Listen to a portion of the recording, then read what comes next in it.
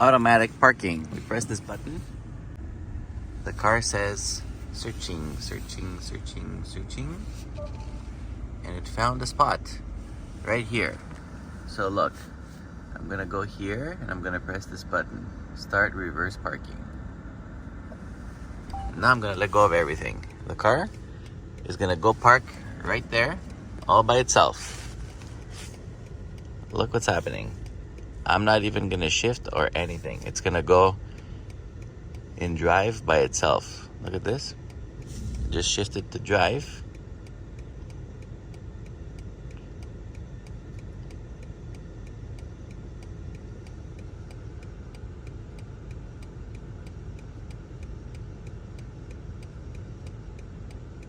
It's gonna go into reverse again. It did that extra maneuver because that car there is blocking. See? I am not doing anything at all. The car is doing everything. It even went a bit forward to correct. Come on.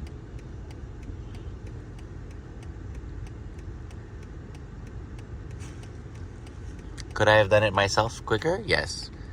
But look at this. Parking completed. Ha! Not too shabby, eh?